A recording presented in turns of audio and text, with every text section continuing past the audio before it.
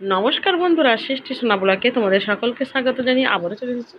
এই যে সবজিগুলো দেখছো, এই সবজিগুলো দিয়ে আমি বানাবো পুর।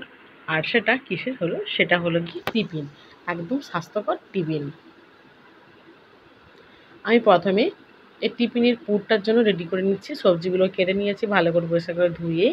এবারে এটা আমি একদম শুকনো শুকনো তরকারি রান্না করবো, সেজন্য কড়াই বসিয়ে দিই। কড়াইতে দিয়ে দিলাম পরিমাণ মতন তেল।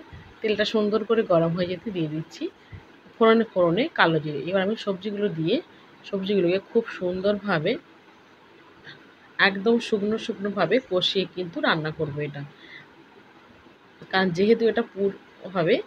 আর এতে কিন্তু সেদ্ধ আলু দিয়ে আমি কোনোভাবেই কাজটা করব না। আমি এইভাবে সবজি দিয়ে ঠিক যেভাবে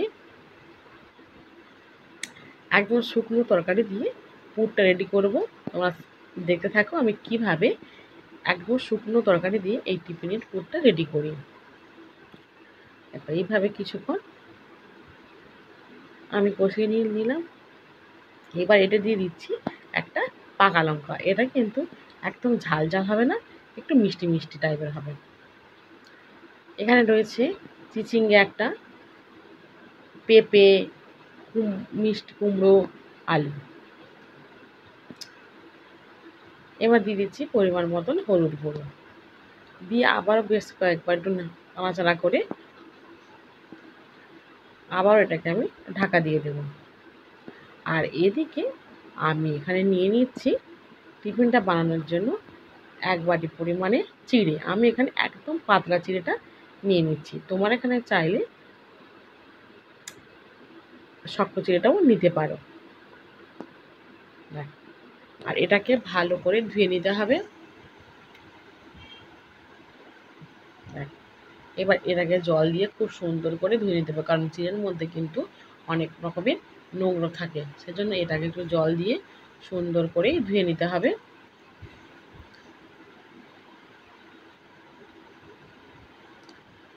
সুন্দর করে জল দিয়ে ধুয়ে নিলাম।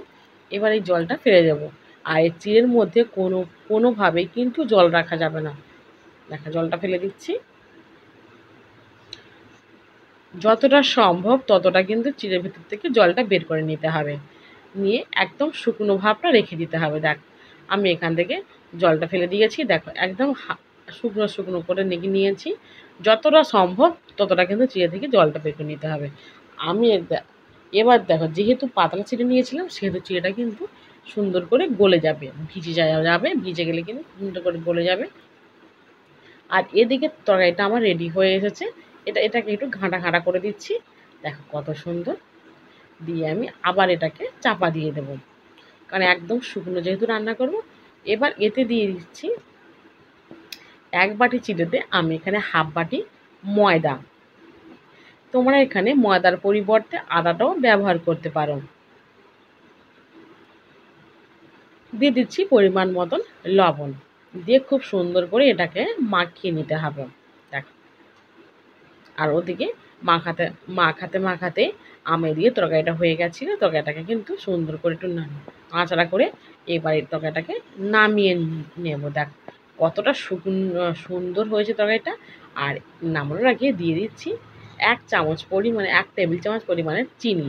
যেহেতু এটা ঝালও হবে না, একটু মিষ্টি মিষ্টি ভাব থাকবে, পেঁপে কুমড়ো রয়েছে, সেজন্য আমি এখানে চিনিটা দিয়ে বেশ কিছুক্ষণ এইভাবে নাড়াচাড়া করে নামিয়ে দেব। দেখ, এটাকে নামিয়ে কিন্তু ঠান্ডা করে নিতে হবে, কারণ গরম গরম কিন্তু পুরটা দিলে ঘামে কিন্তু জলটা বেরিয়ে আসবে। ঘামে যে বাষ্পটা হবে তার কিন্তু জলটা বেরিয়ে আসবে। এতে করে এটা কিন্তু আরও বেশি নরম হয়ে যাবে। দেখ, এখানে একটা ডো তৈরি করে নিয়েছি। আর ওদিকে আমি টিফিনটা তৈরি করার আগে আমি এখানে হাঁড়িতে কিছুটা জল গরম করতে বসিয়ে দেব। হাঁড়িটা বসিয়ে দিয়েছি। এবার হাঁড়িতে আমি ঢাকা দিয়ে দেব। আর ওদিকে হাতে একটুখানি অল্প পরিমাণে তেল নিয়ে নিয়েছি। নিয়ে ঠিক যেরকমভাবে রুটির গুটি কাটা হয়, ঠিক একই রকমভাবে এখানে গুটিগুলো আমি এখানটায় কেটে নেব। দেখ, আমি এরকম সাইজ করে এটা নিয়ে নিয়েছি। এবার ঠিক যেরকমভাবে পুলি পিঠে করা হয় ঠিক সেরকমভাবেই কিন্তু এরকম মাঝখানে আমি পুরটা দিয়ে দেবো। দেখ, চামচ নিয়েছি, দেখ একদম অল্প পরিমাণে পুরটা দিতে হবে। পুরটা কিন্তু বেশি দিয়ে দিয়ে দিয়ে কিন্তু এটা কিন্তু ফেটে যাওয়ার সম্ভাবনা থাকবে, সেজন্য পরিমাণ মতন পুরটা দিতে হবে।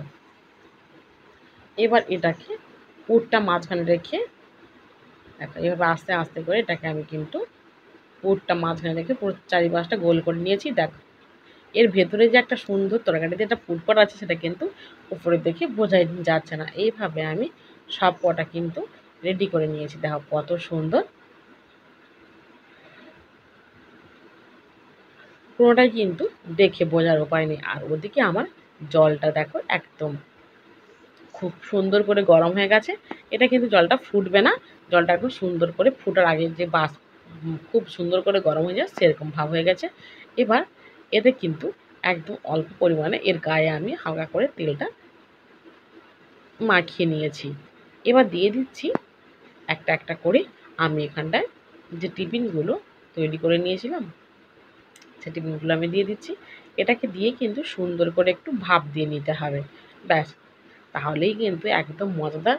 আর এটা যখন আমরা খাবো মুখে দিই তখন কিন্তু যে এর ভেতরে যে চিড়ে দিয়ে তৈরি করা হয়েছে সেটা কিন্তু আমরা বুঝতে পারবো না। আর এত সুন্দর খেতে ভালো লাগবে যে যেন মনে হবে সব কটাই যেন এক নিমিষেই খাওয়া হয়ে যাবে।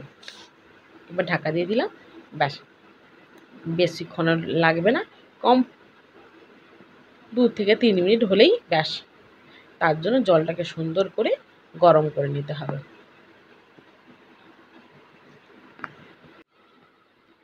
দেখো এখানে আমি নামিয়ে নিয়েছি, দেখো কত সুন্দর। এটা কিন্তু ঠান্ডা করে নিতে হবে, এটা ঠান্ডা হলে একটু শক্ত ভাব এসে যাবে। দেখ খুব একটা বেশি শক্ত হবে না। আর ওদিকে আমি এটাকে রেডি করার জন্য আমি একটা কড়াই বসিয়ে দিয়েছি, কারণ এরকমভাবে তো খাওয়া যাবে না, এরকমভাবেও তোমরা খেতে পারো। কিন্তু আরও একটু টেস্টফুল করতে আমি এখানে নিয়ে নিয়েছি ক্যারি পাতা আর নিয়ে নিয়েছি ফোড়ন হিসাবে সরষে। কড়াইটা গরম করে আমি এখানে কড়াইতে দিয়ে দিলাম তেল, আর তেলের মধ্যে দিয়ে দিচ্ছি সরষে। সরষেটা একটু ফুটে উঠেছে, এবার দিয়ে দেবো ক্যারি পাতা। ক্যারি পাতা আর সরষেটাকে খুব সুন্দর করে কিন্তু এটা ভেজে নিতে হবে। দেখো ক্যারি পাতাটা আস্তে আস্তে করে কিন্তু একদম ফুটে ফুটে একটা সুন্দর একটা গন্ধ বেরোবে। দেখো ক্যারি পাতাটা আমার ভাজা হয়ে গিয়েছে, ব্যাস। এবার এতে দিয়ে দিচ্ছি একদম একটুখানি হলুদ গুঁড়ো। দেখো একটু এটা কালারিং করবে, এটা কিন্তু ঝাল হবে না। দেখো হলুদ গুঁড়ো দিয়েছি, আর একটু রেড চিলি পাউডার একদম সামান্য অল্প পরিমাণে দিয়ে দেব, এতে করে কালারটা আরও সুন্দর আসবে। এবার এটাকে পুরো তেলের সঙ্গে মিশিয়ে নিয়ে এবার আমি যে টিফিনগুলো বানিয়ে রেখেছিলাম সেই টিফিনগুলো দিয়ে দেবো, ব্যাস। টিফিনগুলো এর মধ্যে দিয়ে এইভাবে উল্টে নিলেই ব্যাস রেডি হয়ে যাবে আজকে একদম স্বাস্থ্যকর ও মজাদার টেস্টি টেস্টি টিফিন। দেখো তোমরাও কিন্তু বাড়িতে যদি সময় হাতে না থাকে তাহলে কি খাবে চিন্তা করে ভেবে পাচ্ছ না, তখন কিন্তু বাড়িতে যদি চিড়ে থাকে তাহলে ব্যাস এক বাটি চিড়ে দিয়ে এইভাবে স্বাস্থ্যকর মজাদার টিফিন খুব সহজেই বানিয়ে নিতে পারো। আর এটা বাচ্চা থেকে বয়স্ক সবাই এক নিমিষে খেয়ে ফেলবে। একবার যদি মুখে দিয়ে দেয় তাহলে তো আর কথাই নেই, মনে হয় যেন সবকটাই এক নিমিষে খেয়ে ফেলি, এত সুন্দর টেস্টি। আর আজকে আমার এই ভিডিওটি কেমন লেগেছে তোমরা কিন্তু অবশ্যই আমাকে কমেন্ট করে জানিও। তোমার সবাই ভালো থেকো, সুস্থ থেকো, আর মন দিয়ে আমার ভিডিওগুলো দেখতে থাকো। ধন্যবাদ।